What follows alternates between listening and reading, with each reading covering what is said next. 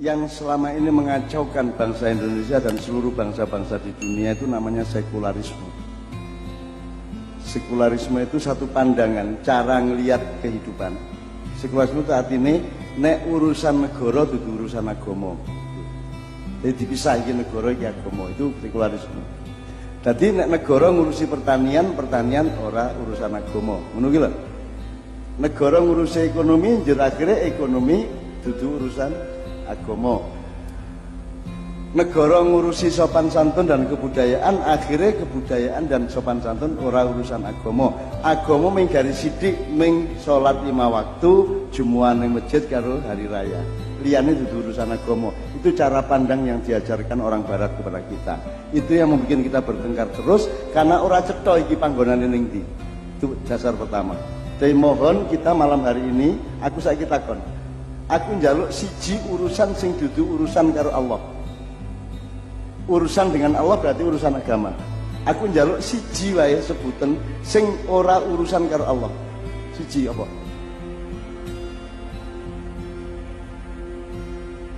Kowe nguyuh urusan karo Allah. Mangan, rabi, nandur, panen, tidak ada yang tidak berurusan dengan Allah. Jadi kita tidak bisa menerima sekularisme. Tapi di Indonesia dijalankan sekularisme itu. Dan pemerintah kita tidak menyadari itu sampai hari ini. Gitu ya. Aku orang ngonake orang maido loh, ning ngono kuwi kahanane sehingga kita dari sumber cara pandang yang begitu itu muncullah pertentangan-pertentangan. Misalnya ini dudu negara Islam, iki negara Pancasila. Loh, Islam karo Pancasila ngopo kok pertentangke? Wong siji urusane alus, siji urusane kasar. Jadi misalnya gini, ada syariat mahdhah, ada syariat muamalah. Sembahyang kuwi ya takbiratul ihrame, ya sujude, ya tahiyate. Ning asline sembahyang kuwi atimu nang Gusti Allah. Kan gitu. Jadi misalnya ini bukan negara Islam, ini negara Pancasila. Seolah-olah Pancasila ini bertentangan dengan Islam, Islam bertentangan dengan Pancasila. Ning nek kowe melebu nanggon nilai Pancasila dan Islam bertentangan ora? Nah, kenapa kelihatan bertentangan? Karena kita memakai pandangan sekularisme. Nah, nek negara yang ngono ora apa-apa anggar Jepara diam-diam menangani segala sesuatu dengan dasar agama yang baik. Misalnya ini, saya kita dolek ngene wae wis. Apa Kanjeng Nabi Muhammad tahu dadi presiden? Apa tahu dadi khalifah? Sing mulai dadi khalifah kan Sayyidina Umar sampai Sayyidina Ali, itu yang Rasyidin, yang tidak Rasyidin Ba'da Mu'awiyah dan seterusnya. Betul nggak? Saya aku takon, apakah Islam menyuruh masyarakat berhimpun dalam sesuatu kekhalifahan? Wong Nabi Kanjeng Nabi Muhammad dhewe 10 tahun ning Madinah ora tahu dadi khalifah. Jadi kira-kira Abu Bakar dan seterusnya melanggar Kanjeng Nabi apa ora? Nek ini kira iso jawab, kita bertengkar terus sampai kapanpun. Nah, Allah pernah ndak menyuruh manusia bikin negara? Nek kue ngomong negara itu secara kasar, soft hardware dan material orang tahu. Bahkan ada terjemahan ayat syu'uban wa qabaila li ta'arafu diterjemahkan bersuku-suku berbangsa-bangsa. Ketika ayat itu lahir belum ada bangsa. Suku sudah ada, tapi bangsa belum ada. Dan sekarang kita ngurusin suku dan bangsa di Indonesia ya kacau. Aku takon, Jawa ki suku apa bangsa? Nah, cara berpikirmu ngono kuwi.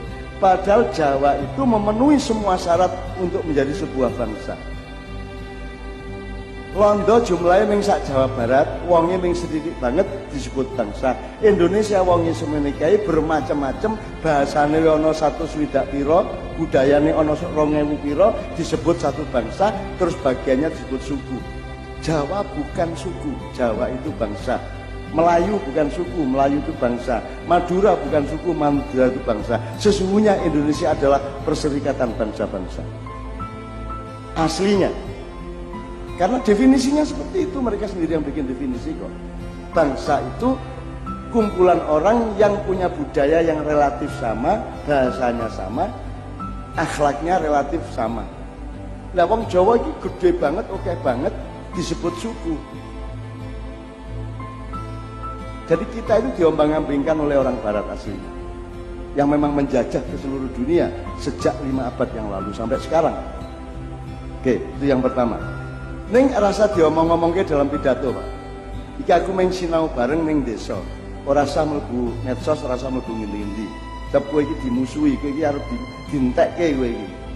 Bangsa Indonesia itu akan dientekke, dijajah, digawe utang oke banget nganti ora iso bayar, suwe-suwe Jepara iki dudu wekmu, suwe-suwe Jepara iki gabungan sing duwe wong London, wong Australia, wong Cina, wong Korea yang sekarang menguasai ukir-ukiran Jepara. Ngono ya? Oke. Terus piye memahami Indonesia dan negara ini kok juga termasuk Islam? Yo gampang no. Ada ibadah mahdo, ada ibadah muamalah. Asal seluruhnya itu menuju kepada Allah, berarti dia ibadah. Nek ibadah mahdo itu adalah sholat 5 waktu dan rukun Islam 5 itu. Itu ibadah mahdo. Sing gawe kudu Gusti Allah. Aja rame-rame ya. Nyun sewu ya. Kowe sembahyang subuh sing ngongkon sapa? Ngarang dhewe apa dikongkon Gusti Allah? Sing nentokke takbiratul ihram, rukuk, sujud, tahiyat ki sapa? Kowe ngarang dhewe apa Allah? Yang punya ibadah mahdo hanya agama Islam. Ning iki rasa diomongke ning ndi? Ki aku mung dinggo keluargaku dhewe ning Parimono ngono ya. Nah, sekarang bagaimana menjelaskan bahwa Pancasila dan negara Indonesia tidak bertentangan dengan Islam? Meskipun formalnya kita sepakati mergo macam-macam wonge, oke, disebut Indonesia wae, pedomane Pancasila wae, wong isine ya jane padha karo Islam. Meskipun tidak usah mewajibkan warga Indonesia sembahyang, nggak usah misalnya kayak di suatu provinsi pemerintah melu ngawasi wong sembahyang, jadi saya ngawasi dhewe ora sembahyang, ngono to? Ya ora? Nek Pak Polisi ngawasi wong jemuan, Pak Polisi ini kepeksa ora? Tapi ya carane ana wong sembahyang ngawasi wong sembahyang, ora iso. Maka kewajiban mahdo itu dari Allah kepada manusia, bukan dari pemerintah. Nah, nek ngono Indonesia iki apa, negara iki apa? Dalam Islam sederhana, kowe taat apa kowe ijtihad? Ning loro kuwi. Taat kepada ibadah mahdoh, kowe ra iso sakarepmu kowe sembayang para sembayang, ning itu namanya taat. Kowe taat apa khianat apa manggil sakarepmu. Faman syaa falyu'min, faman syaa falyakfur, ya. Sakarepmu, ning resikone pangertenono. Nek kowe taat kowe mlebu swarga, nek ora taat kowe mlebu neraka. Monggo sakarepmu. Nah, di luar yang dari Allah itu ada namanya ijtihad. Ijtihad itu di wilayah muamalah. Kalau di Quran sampean lihat, yang wilayah muamalah itu 96,5%, 96,5%. Ayat-ayat mengenai ibadah mahdo itu hanya 3,5%. Jadi hidup itu begitu luasnya, sing mahdo 3,5%, sing muamalah 96,5%. Termasuk Republik Indonesia. Indonesia ini bagian dari ijtihad umat Islam untuk menata kesejahteraan dan keadilan rakyatnya, dibikinlah negara Indonesia. Jadi negara Indonesia tidak bertentangan dengan Islam. Wong itu pelaksanaan ibadah muamalah. Orang apa? Ojo njur kowe musuhi Islam. Wong Islam membuka kemungkinan untuk itu kok tidak ada masalah. Nah saiki lak kelirune ning Indonesia iki lak do anti-antian, do kerengan-kerengan. Rumasane nek Indonesia apa nek Indonesia aja khilafah. Kan ngono. Seolah-olah khilafah itu barang resmi. Khilafah itu mengide saya ngono, mengenai tak lo ya, saya ngono. Nah caranya nyanyi beda-beda ora? Beda-beda dong. Prinsipnya cuman urusono, mengenai tak. Kayak ono panganan, misalnya, kayak ono mangan, itu prinsipnya. Ini nek muamalah. Wujute kayak ono mangan ki ono sing gaweke. Gado-gado ono sing gaweke, apa meneh? Pecel ono sing gaweke. Nah, aja yo ngupetakan pecel. Pecel terus dianggap anti agama, kuwi meng ijtihad kok. Dadi ijtihad ki ora apa-apa kowe gawe kerajaan monggo, negara monggo, persemakmuran monggo, Commonwealth kayak Inggris dan Australia dan lain itu Commonwealth ya. Enggak apa-apa. Yang dilihat adalah hasilnya adil apa tidak. masyarakatnya ditindas apa tidak, kan begitu. Ukurannya bukan bentuknya. Itu sama dengan tafsir dan tadabbur. Nek tafsir kuwi kudu menguasai bahasa Arab, kudu ngerti Quran tenan, lagi dadi mufassir. Aku takon, sing iso bahasa Arab? Angkat tangan. Ora ono. Dadi mlebu neraka kabeh. Lho nek arep tenan tak tututi tenan lho, kowe mlebu neraka kabeh.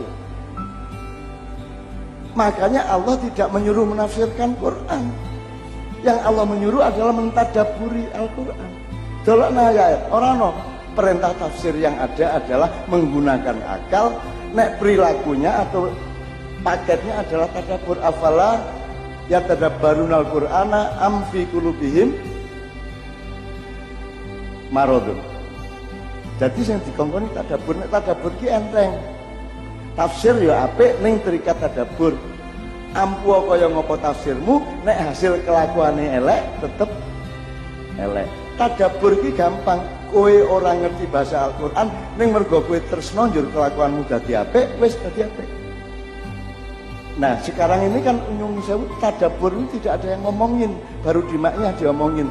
Karena di Quran tidak ada afala yufassiruna al-Qur'ana, tidak ada, yang ada afala yatadabbaruna al-Qur'an. Jadi saya menyebarkan tadabbur sing penting. Kowe apal Quran alhamdulillah, iso bahasa Arab alhamdulillah. Ning nek nganti tuwa kaya ngene iki ra iso, sing penting kowe terusno Al-Qur'an, kowe percaya prinsip-prinsipe. Kowe ngerti bismillahirrahmanirrahim gawenen, kasih sayang kowe gawenen. Apal Al-Fatihah tok ora apa-apa, angger kowe tenanan oleh murid. Nek mufassir pancen kudu memenuhi syarat. Ning apa kabeh wong iso dadi mufassir? Apa kabeh wong iso menjadi ahli tafsir? Apa kabeh wong sing gawe omah kudu insinyur? Nek ning desa nganggo teori insinyur ora? Gawe omah. Sapa sing omahe saiki nganggo arsitek? Apa nek hasilé wong desa gawe omah luwih elek timbangane sing hasilé arsitek? Kan ya ora mesti. Jadi formalitas ilmu itu tidak terlalu nomor satu. Yang nomor satu adalah hasil akhlaknya, ngono rek ya. Jadi kaya ngene iki mau ngopo iki wiritan kok ning lapangan yo dibagi-bagi domdom. Lho ki jenenge ijtihad.